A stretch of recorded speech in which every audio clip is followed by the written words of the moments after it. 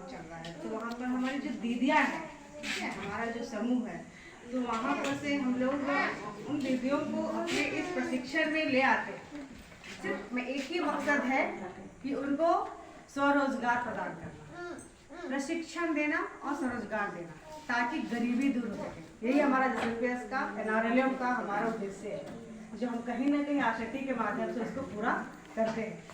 तो आप लोग जितने भी आए हैं, कहीं ना कहीं आप लोगों का रुचि होगा कि हम इस ट्रेनिंग को करने के पश्चात कुछ करेंगे, कुछ पैसा कमाई का कुछ जरिया जो आपको मिलेगा यहाँ पर, आपको बहुत सारी जानकारी जो मिलेगी, तो वो उसको अपने लाइफ में उतारेंगे ताकि हम 2 पैसा कमा सकें। हम लोग ये उद्देश्य से यहाँ पर बुलाते हैं और आप लोगों को चिन्हित करके बुलाया जाता है कि आपको अगर हम चिन्हित करके लाए तो शायद आप इसको अपना आमदनी का जरिया बना लें और अपना जो गरीबी है उसको दूर कर सकें।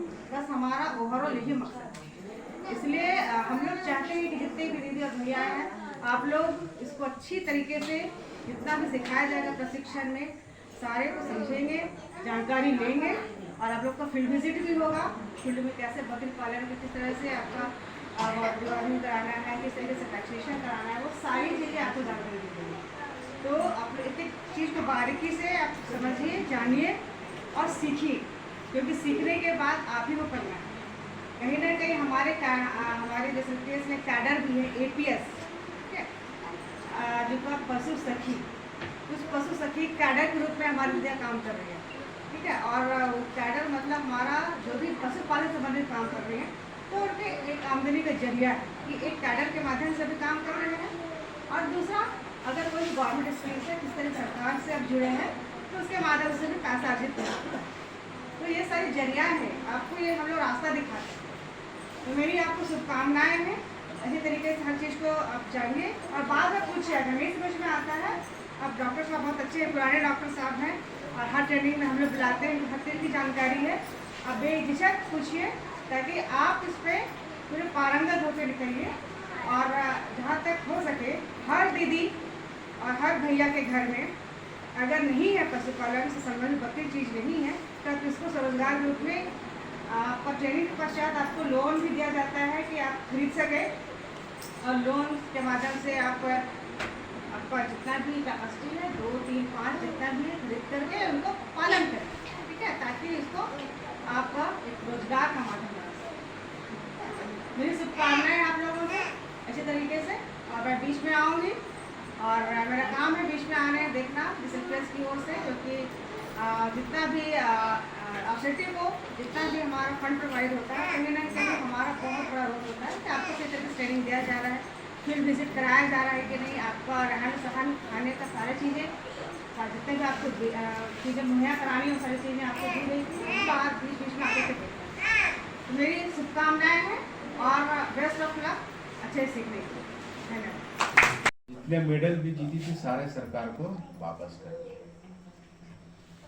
अपना इलाज वो खुद कराई, और हॉस्पिटल में 6 महीना पड़े साथ काम करने के लिए सोचिए, जो उसे लगा क्या चीज़ है, दूसरों का प्रेरणा स्रोत हम बन पाए। असंभव से असंभव काम वो ढूंढ रही थी, जो असंभव से असंभव काम ऐसा कौन सा काम करे जिसको सोच रही थी, उसके दिमाग में आया क्या चीज़ है, माउंट एवरेस्ट की चढ़ाई। इसके बारे में कुछ भी नहीं जानती, इसके बारे में कुछ भी नहीं जानती थी। तो क्या थे, बहुत सारे पत्रकार लोग आते थे उसके पास, पूछते थे कि भाई माउंट एवरेस्ट चढ़ने के लिए कैसे क्या करना है, तो जानते नहीं चाहती कि माउंट एवरेस्ट पर चढ़ने वाली पहली महिला कौन है। वचेंद्री पाल का नाम सुने हैं? वचेंद्री पाल जमशेदपुर की रहने वाली, तो क्या थे, उसकी पता पूछ रही थी, मोबाइल नंबर पूछ रही थी, लेकिन सब मजाक बनाकर चले जाते थे कि भाई इतना दुर्घटना के बाद भाई जिंदा बच गई, यही बहुत है। और तुम सोच रही है इसी स्थिति में माउंट एवरेस्ट पे सब लोग, कोई भी लोग है मजाक बनाएगा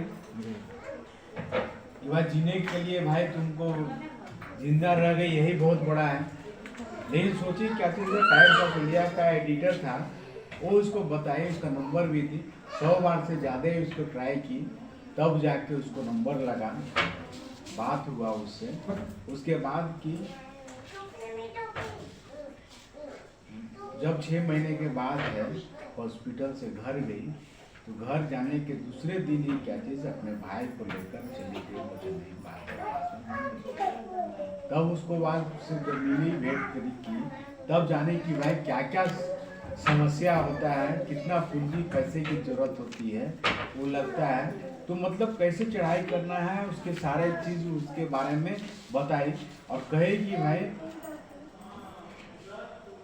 तब उसको पता चला ना बड़े बड़े कंपनियां क्या ना स्पॉन्सरशिप देती है। अब आप सोच लीजिए कि हम लोग ट्रेनिंग कर रहे हैं अपने रोजगार करने के लिए, अपने जीवन यापन करने के लिए, काम करने के लिए बैंक से पैसा लेने जाते हैं। बैंक मैनेजर्स को हम क्या चीज़ है विश्वास नहीं दिला पाते हैं कि हम जो काम करने जा रहे हैं सही मायने में हम एक काम करने वाले हैं, तो विश्वास नहीं दिला पाते, इसलिए ब्रांच मैनेजर हमको पैसा नहीं देता। अब वो सोचिए टाटा कंपनी कहीं 40 से 60 लाख रुपए की जरूरत थी माउंट एवरेस्ट पे चढ़ाई करने। अपने पूंजी लाती कहाँ से? तो बड़ी बड़ी कंपनियां स्पॉन्सरशिप करती है, तो टाटा कंपनी को विश्वास दिला दे कि हम माउंट एवरेस्ट पे चढ़ के उसकी मैनेजर को उसकी बातों से इतना प्रभावित हुआ कि भाई उसको स्पॉन्सरशिप दे दिया। अब क्या थी स्पॉन्सरशिप देता है तो उसको ट्रेनिंग से लेके 3 साल तक मतलब ट्रेनिंग हो गया, 3 अटेम्प्ट तक, मतलब एक बार नहीं चढ़ पाए कोई बात नहीं, 2 बार नहीं, 3 अटेम्प्ट तक सारी कंपनियां खर्च कंपनी करती है।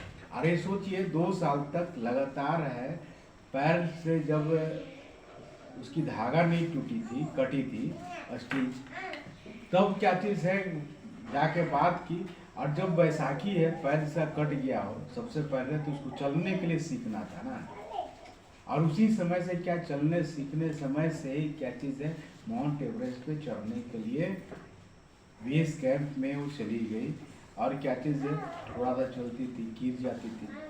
2 साल तक लगातार प्रयास किए, मात्र सोचिए 2 साल तक जिसको चलने नहीं आता, पैर नहीं है, रीढ़ की हड्डी टूट गई है, 2 साल तक लगातार प्रयास करने के बाद वो आज दुनिया का टॉप ऑफ द वर्ल्ड, विश्व की ऐसी पहली विकलांग महिला है जो हिमालय की ऊंची चोटी पे है।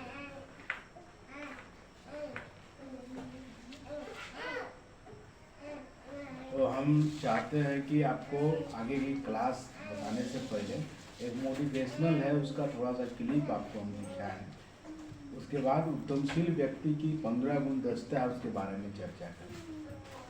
बहुत सारे दीदी लोग हैं, क्या चीज़ है जब तक हम अपने प्रेरणा दूसरे से नहीं प्राप्त करते हैं, जब तक क्या चीज़ है हम लोग की हमारा जीवन भी सुस्त है।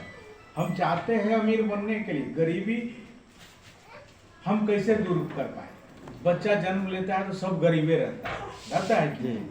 लेकिन क्या चीज़ है हम गरीब हैं, इसका उत्तरदायित्व भी हमारा ही है, क्योंकि हमने अपनी गरीबी को दूर करने के लिए हमने प्रयास नहीं किया।